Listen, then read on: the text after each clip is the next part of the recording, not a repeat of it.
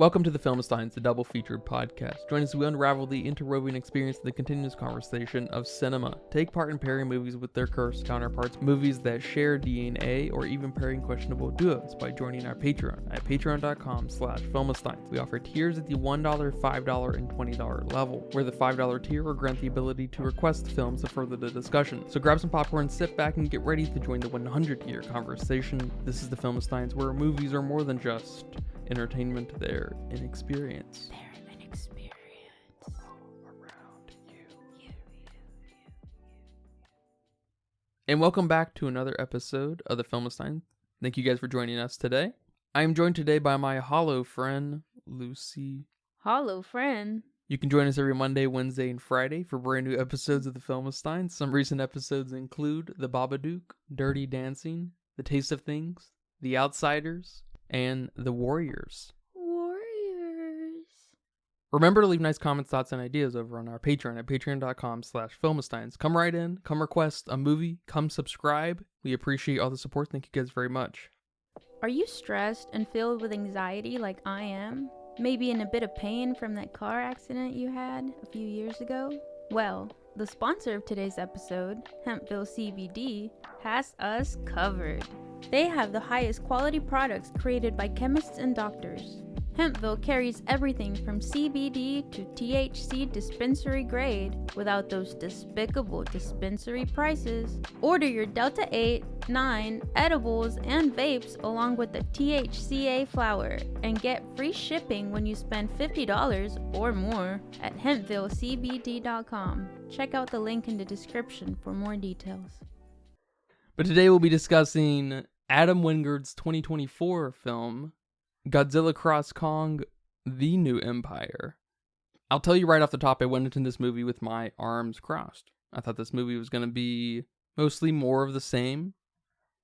And it was in some ways. In other ways, it was much more. Now, it's been a few years since I've seen the earlier modern American Godzilla films. But I believe this is very easily the best of these 5 films. We've finally embraced the absurdity and insane shit that is Godzilla. We've had this full circle moment of calling upon the anime gods, and I had a lot of fun with this movie. It reminds me a lot of the Planet of the Apes movies, where there's this commitment that might get in its way a little bit, but it really just has a lot of fun with itself and makes me have a lot of fun with it. So I liked it. I'm as surprised as everyone else, but we do have our kaiju expert here with us today. How do you feel about the new Godzilla x Kong film?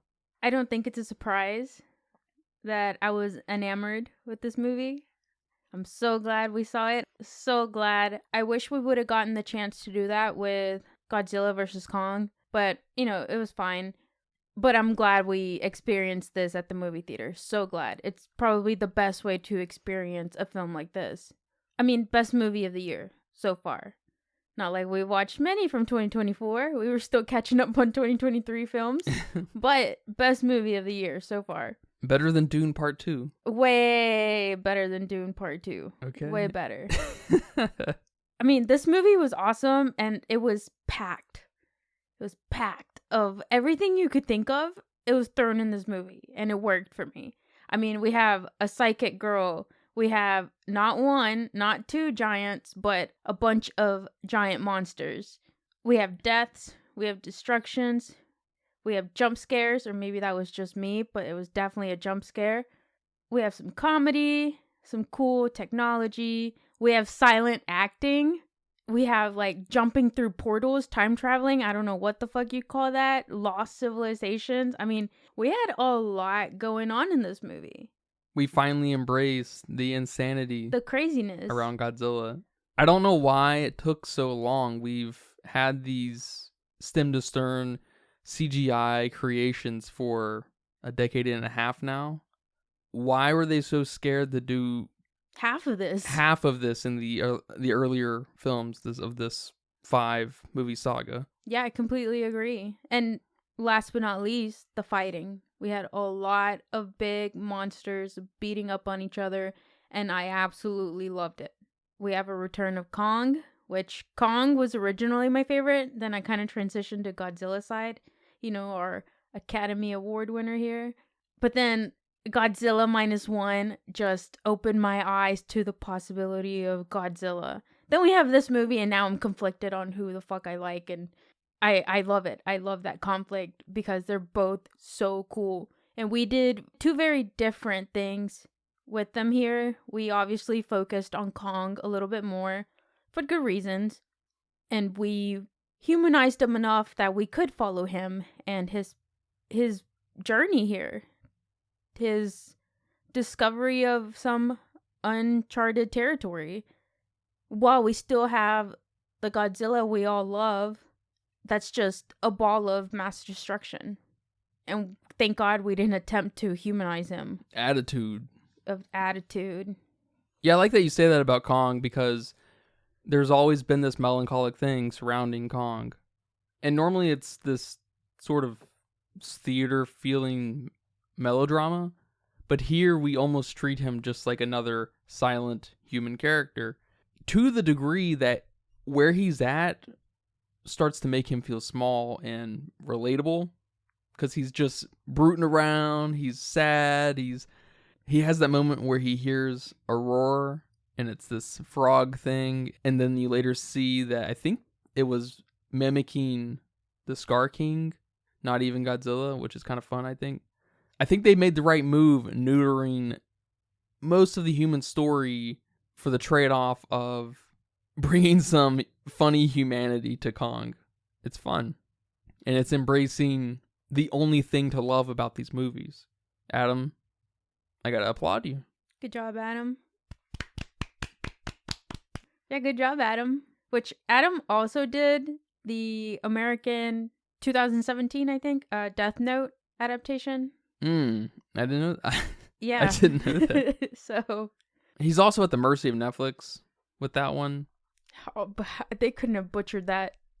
I think whoever works with Netflix sort of gets a pass. Okay. At this point, because it's kind of like Disney, where Netflix will take these directors, not necessarily known, but they'll just take these directors and put them on projects that they want for the most part. And then when they do something outside of Netflix, you're like, you're fine. You're a fine director. You're a fine actor. Look at you. Yeah. Except Millie Bobby Brown, she can't get away from Netflix. Speaking of Billy Bob, I'm glad she wasn't in this movie. Yeah, when I saw the cast, I guess I didn't realize who was who in this movie, so I was just thinking, must be in the future. But Brian Tyree Henry's still here, and of course the girl. And the doctor. The doctor, they're still here, so it's obviously like, immediately after the other movies. So I was just like, where is Millie Bobby Brown? She's sort of missing, but I'm thrilled she's not here. Yeah, I'm glad she wasn't there. Just like you said, glad they basically cut down on the human story. And I could have seen them doing something, with the mom and the daughter and that relationship she was struggling, or maybe something more with the teen angst / not knowing where you belong, where you come from, your place in this world, whatever. But no, they were like, we're just going to give this girl all of Kong's characteristics. Yes. It's like, okay, this works. And it's fun payoff that's set up in the first of this trilogy we're obviously getting to, with this little girl and her being a mute and what we later, I guess, find out telepathic, which is awesome in the sense that we have this human element giving payoff to the absurd world building that we are starting to establish in this Godzilla universe. No, well said. And I like that no matter what, humans have to find a way to get into everything. Here we have Kong, Godzilla, Mothra, and then a human. And I think there was like a slight scene of all four of them right there. And it was just funny that humans think they are on par with Titans. What do you think about the addition of Mothra? Is this your first time getting to see her? Yeah. I don't think she's in any recent things, right? Yeah, I'm not sure if she's ever been in an American Godzilla film. That's pretty much all I'm familiar with. She's integral to Godzilla. She's basically his girlfriend. Makes sense based on the movie.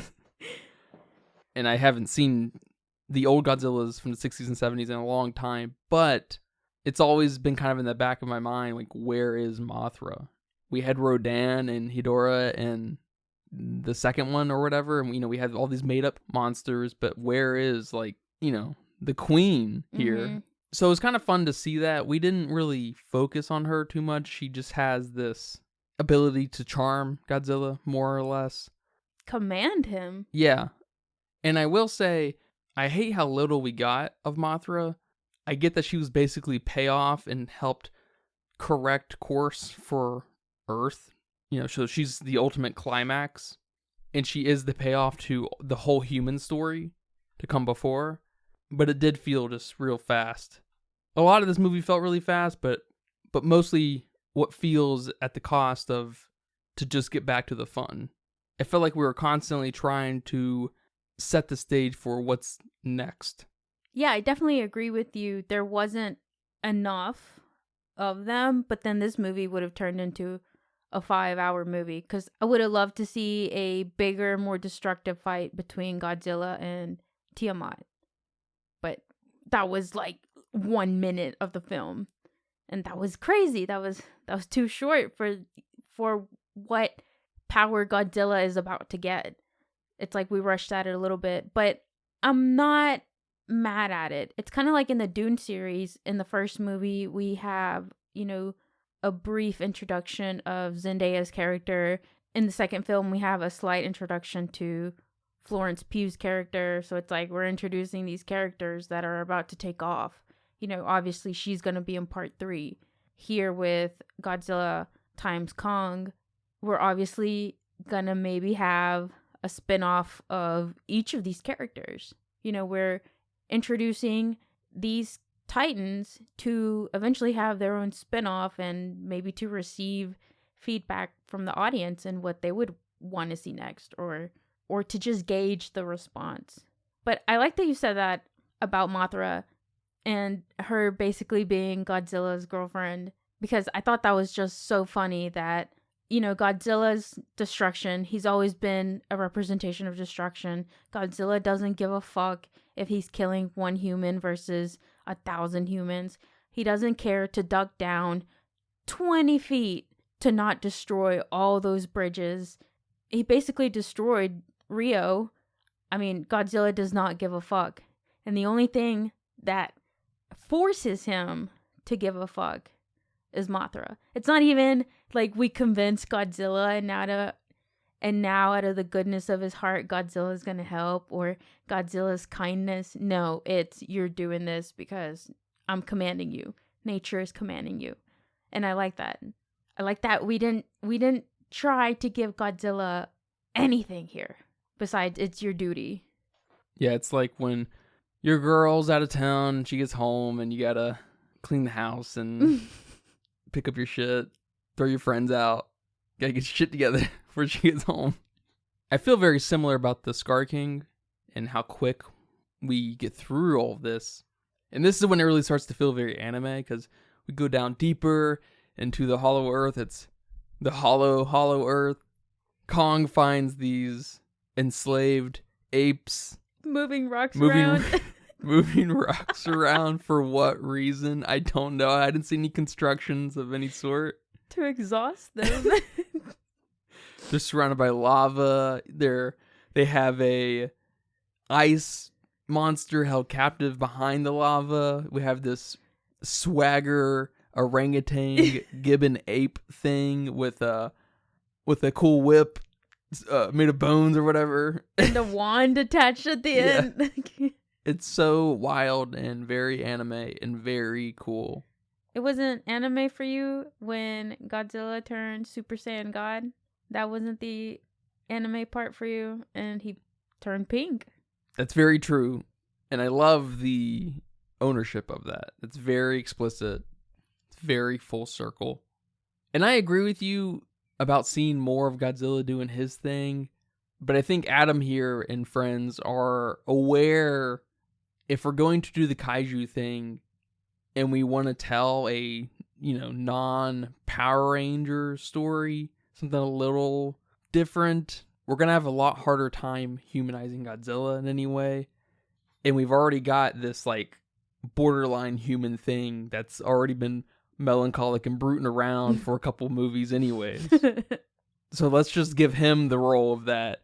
So I hate that we kind of cut a lot of Godzilla's time. He's not the main character. It should be Kong cross Godzilla. Really, shouldn't be the other way around. Godzilla might be king, but he's... It's not your movie, Godzilla. It's not your time. We already got Godzilla -1. Let Kong shine. But I will say, I think it's awesome that they also embraced Godzilla and his just, like, feralness. And he decides to treat the Coliseum like a big dog bed. Yes. That's really funny. It gave me, like, a cat vibes. You know, your cat is such a dick, and they're gonna nap wherever they're gonna nap. They're gonna do whatever they want to do. They're not gonna listen to you. So feral is a great word to describe Godzilla. I love that. That was super cute. And then at the end, they made him go back there and sleep. Like, that's his spot now. Now they have to repair the Coliseum constantly just to appease Godzilla. So they stay on his good side. Yeah. It is like a cat thing, too, because he perfectly fits in the Coliseum. Like, cats, like, being contained a little bit. Yeah, like curling up into in their boxes and shit. a little loaf. If they fits, they sits. If they fits, they sits. Exactly. I love that. That was super adorable. But back to what you said earlier, I absolutely love the whole ape slavery thing we have going on. And the addition of, Diddy Kong here. And everything with him was just so cute and adorable. We're giving Kong a friend. Potentially some family. And how cute is that? He's been brooding, like you said, all his past movies, and now we're giving him somebody. I like that. I love that a lot. I love that it wasn't an immediate, like, oh, we're family thing either. He, like, used the small ape here to beat the shit out of the other apes.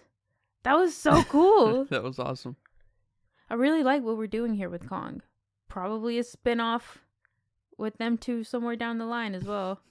But back to the Skar King. Did you like him as a bad guy? Was he bad and ferocious enough that required the king of monsters plus Kong plus Mothra? It required these three ferocious beings to beat Skar King. I mean, yeah, because he basically represents this supersized, barbarian, kind of human-esque quality of organizing and going to war with something. And so Godzilla, a long time ago, apparently had to imprison these guys deep in the hollow earth because they're a serious problem. That's awesome. Yeah. Now, I like how they managed to de-align his people by the Skar King enslaving his own people, and so now they're obviously against him in some way. When they see a way out, they're gonna take it. Or a lot of them probably will. And so they had to make the Skar King have something that could compete with Godzilla. It's a little lame that the Skar King has this pet, Shimo, to compete against Godzilla, so it's not just a fucking wash. But they do a good job, cartoonifying it with him enslaving his people. The ape slaves are just moving rocks back and forth. They get beat every once in a while. They're surrounded by lava. Shimo's imprisoned by lava. They animate it enough that I'm like, all right, it's just fun. My mind doesn't need to wander any. All right, he's got this wand that conducts Shimo and is also a weapon. It's cool. I'm fine. Skar King's got a lot of swagger. He does. Get this man a cane. I like that he's kind of gibbon-ish. He's not gorilla or chimpanzee-ish like the others are. Yeah, for a second there, I thought an orangutan was about to come out just from his fur color, which I don't know how I would have felt about that because orangutans aren't badass. So I'm glad this came out. Yeah, they needed to give him a lot of style, and an orangutan may have been a little too similar, truthfully. It would have been too gorilla-like the rest of them, like Kong. And so they really kind of cartoonified him. They made him long and skinny. It's just like, this guy doesn't stand a chance against Kong. But yeah, he does. And they, like in anime, they show you that this, this unassuming kind of bad guy, real skinny and like failed school and everything, you don't think he's gonna be able to compete, but he's actually really fucking dangerous. I like what they did with Kong. He looks like an old man. Yes. I don't know how we're gonna make him look older and older every movie. I don't know where this is going. I guess at one point he'll be white. Maybe.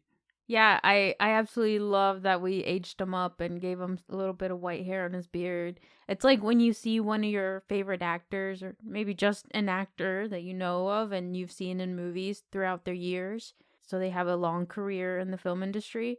And then they have that movie that comes out and you're like, what the fuck happened to so-and-so? It's like seeing Joaquin Phoenix in Beau's Afraid or seeing Nick Cage in Dream Scenario. It's like, not quite the same because they got aged up for that role with makeup and stuff.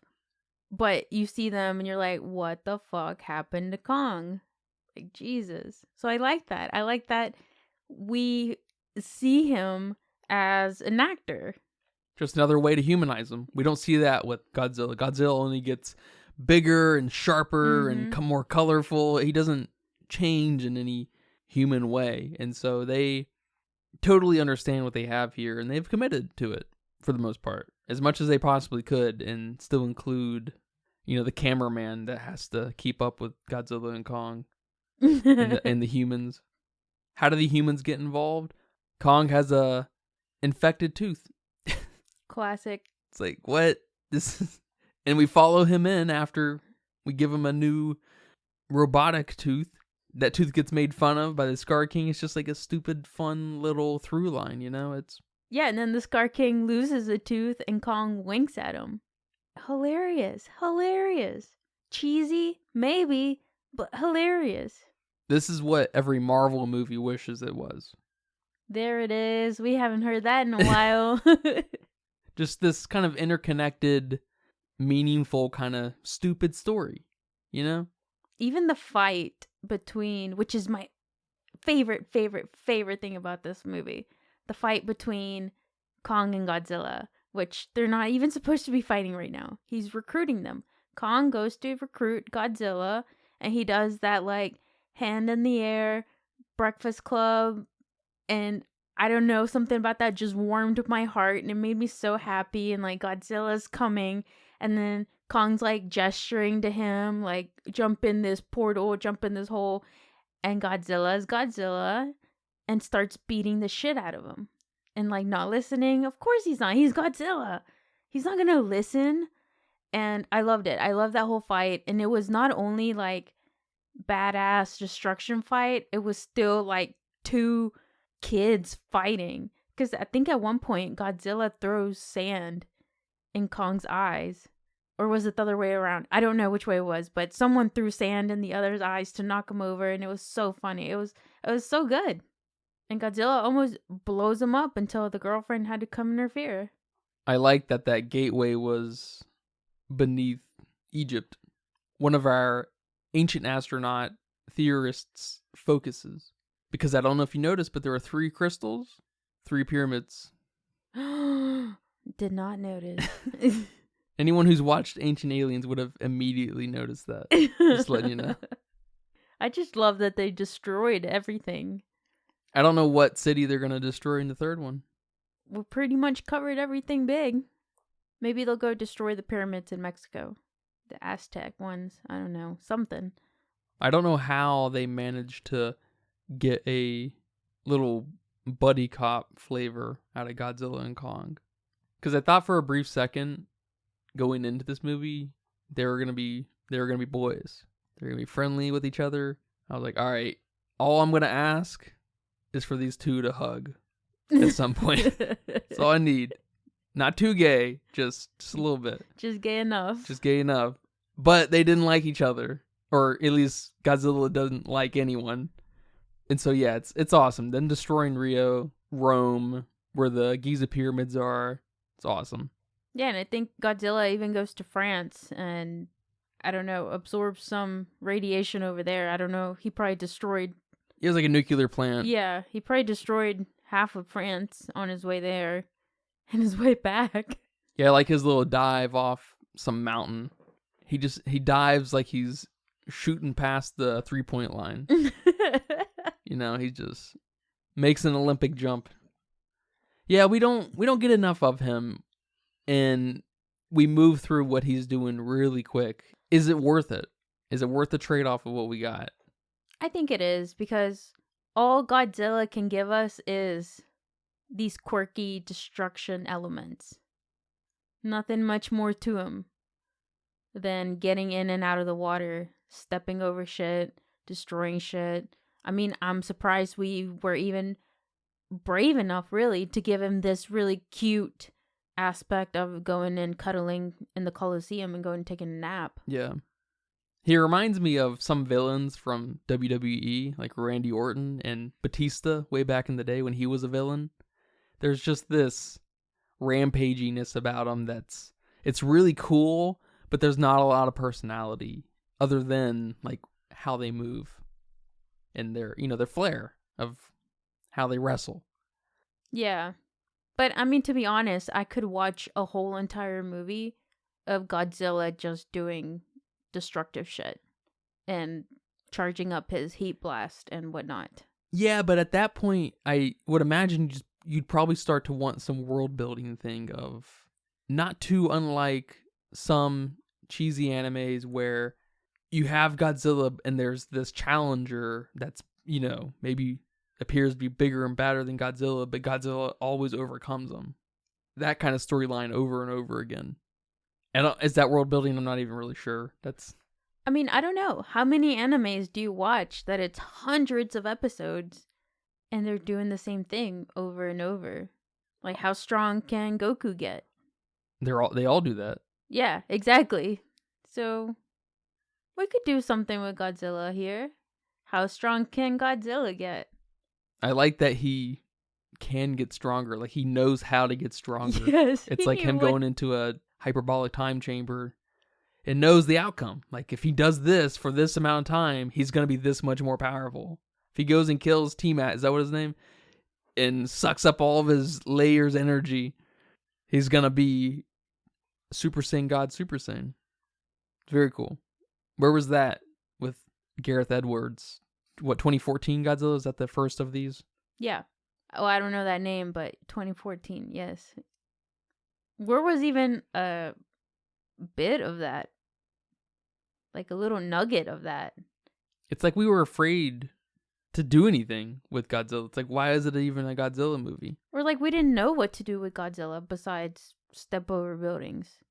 And the King of Monsters one embraces the worst part of it, and it's just set up for a fight at the end. There's nothing even absurd about it when it's absurd by nature. We wake up all these monsters, they fight and kill each other. I guess at least in Kong versus Godzilla, or Godzilla versus Kong, whatever, they were challenging each other, and then humans were that next apex predator coming up with their own defense against the two, right? And then Godzilla's like, nah, son, this isn't gonna happen. So at least they, with Adam, they kind of started to move in an interesting direction. Yeah, for and sure. This is a step in the right direction, I think, even further. What do you think about the score and Godzilla's roar in this one? It was definitely weaker than Godzilla -1. I mean, you can't throw out a Godzilla movie that's a 5 out of 5, and then here we have, a 4 out of 5 Godzilla. It was okay. I think it really helped seeing it at the movie theater, for sure. Some of that iconic theme or the roar or the charging up Foley was not as extreme as it could have been. Yeah, the score was completely nothing, and his roar was extremely kind of homogenized just with the rest of the monsters. This is the type of movie that you go and take your kids to see if you want to start introducing them to this kind of world. You don't take them to go see Godzilla -1. This is a great introductory movie because of all the monsters you have and the fighting. Yeah, and that's a good point because they also explain everything on screen, which can be a little bit of a problem in movies, especially movies that expect something of you, but this movie doesn't expect anything of you. So it does seem kind of meet everyone right where it needs to, where maybe it makes you feel a little dumb, or like the movie's kind of talking down to you, giving you all the exposition about what's literally happening. It didn't bother me here. You know, kind of like, I don't know, Inception. There's a little bit of that going on with Leo's, the architect character. I can't remember her name. But what do you think about Brian Tyree's character addition? He seemed unnecessary for the movie, but he took on that kind of weird comic relief. I don't even know what to call him. It was strange. His character was strange. Yeah, it was on the verge of comedic relief and relatable character. We can't relate to any of these characters besides him. And I think he's balanced out very well by Trapper, played by Dan Stevens. I think we have these kind of opposite characters, and Trapper's very zen, and he's a big animal veterinarian, and you can't really relate to him either, nor Doctor, whatever her name was, nor the little girl who's part of this clan. I mean, he's our guy. He's the guy who, if we were in that situation, more than likely we would react exactly the way he's reacting. He's the audience surrogate. He's the audience surrogate in that way. Just like the girl from Inception. Just like the girl from Inception. I think I prefer Brian Tyree Henry. Oh, 1,000,000 times, for sure. It was so fun. He was so funny. He's so fun. He's fun on camera. Yeah. I like his energy a lot. He's got a good energy. That's a good way to describe it. But I was also going to say that some of that over-explaining is balanced out by some of the scenes we have here that have absolutely no dialogue, no subtitles, no anything, with Kong and the little girl Gia, and some of the scenes with the apes and even the monsters. I mean, Kong's trying to communicate with Godzilla here, so I think it's balanced out fairly well that way. Yeah, there's two extremes there. That's a good point. So if one made you feel like an idiot, the other one's going to make you feel so smart because you knew what was going on the entire time these apes were talking. Yeah. I was slightly annoyed by Eileen. I think that's her name. Gia's mom. The doctor. Dr. Andrews, right?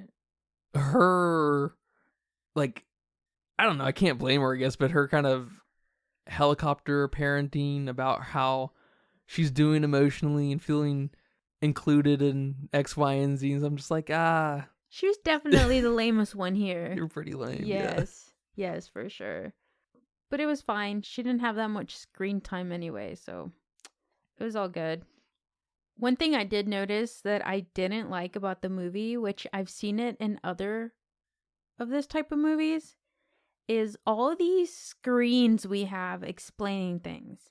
From the TVs having news in the background and people talking about current events that are happening, like Godzilla once again is at the Coliseum, and all these other screens showing all this tech and, you know, the radar, and Godzilla is 20 miles away.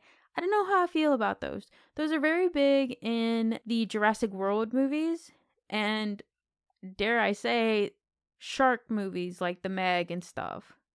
And we always manage to sprinkle in these bits of information from the news outlets or, you know, these really high-tech screens. And I don't know how I feel about those.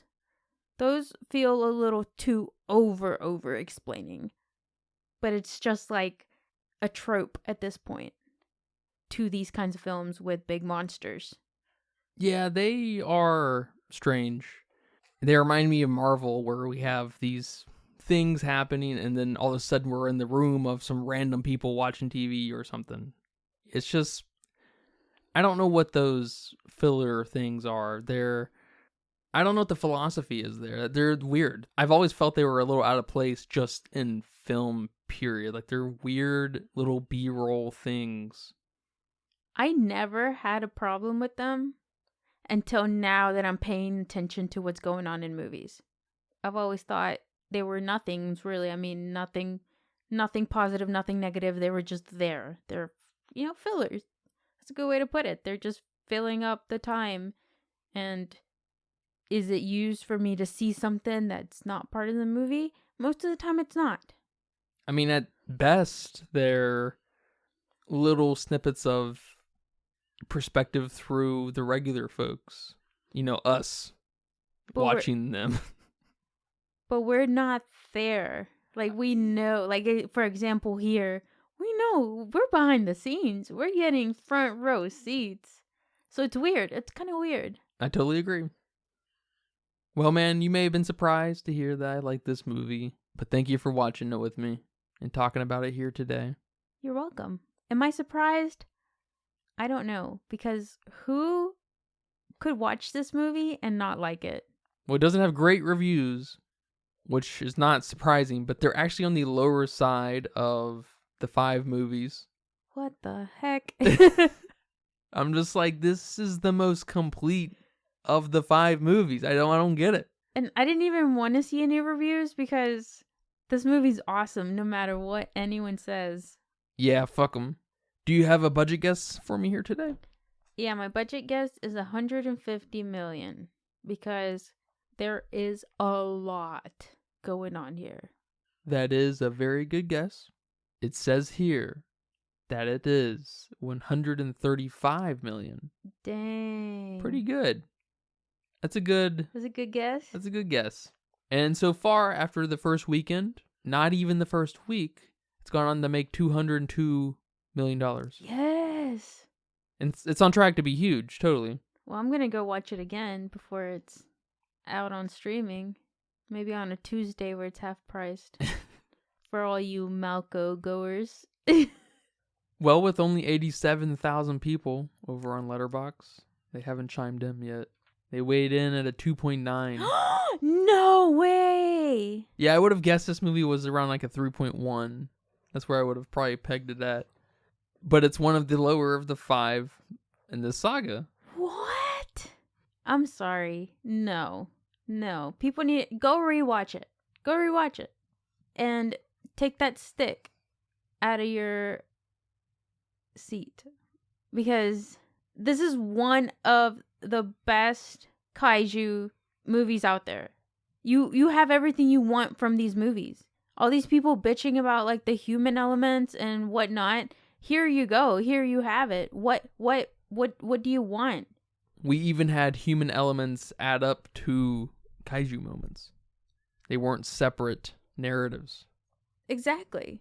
This isn't a movie that you're gonna go learn from, or it's gonna make you cry, or it's got a great story and plot twist. I don't know what people want from movies, but this is a great movie and it's very entertaining and it delivers to what this type of movie is. You can't give this movie a bad score because it wasn't -1. your romance movie or your drama movie or whatever, because it wasn't -1. That movie's completely different than what this is trying to give. They're 2 separate movies. Just because Godzilla's in it doesn't mean it's the same type of movie. Are you stupid? Separate them.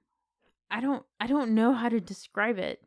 The world built here is crazy. And all the monsters we're making fight here are crazy. It's not comparable to Godzilla -1. It's not. So quit trying. One of the critical responses here on Wiki says that the movie is for sheer monster mashing spectacle. And stay for that too, because this movie doesn't have much else to offer. So you're giving it a low score because of what it is? Because it's not offering you what? What is it not offering you? A deep meditation on catastrophe. then go watch the original Godzilla. You already have your movie for that. Go over there. We haven't had a movie like this where these big ass monsters are beating the shit out of each other, and it's so fun and it's so comedic. And you have a bunch of weird shit out. You said it best. A bunch of anime shit going on. We haven't had this. This is awesome. So I don't understand. I am mad about that score.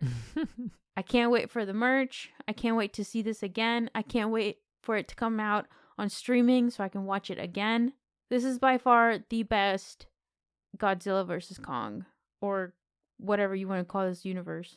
Godzilla universe, I guess. I think they're calling it Monsterverse. Monsterverse? Okay, I'll stick with it for now. Till we come up with something better than that. That's it. I'm done. Well, man, thank you for that. And thank you guys for listening to this episode of the Filmistines. I hope you guys enjoyed that.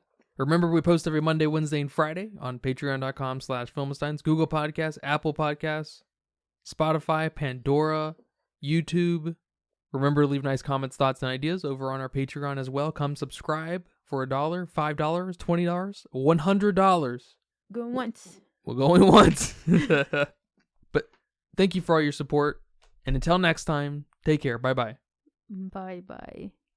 And that's a wrap for today's episode of the Filmistines. Thanks for tuning in and joining us on our cinematic journey. We hope you enjoyed the discussion and gained some new insights and perspectives in the world of movies. Don't forget to subscribe to our podcast on your favorite platform, especially Patreon at patreon.com/Filmistines, and follow us on social media for more film-related content. We love hearing from our listeners, so if you have any feedback, suggestions, movie recommendations, or book recommendations, please feel free to reach out to us. Until next time, keep watching, keep loving the magic of movies. This is the Filmistines, signing off.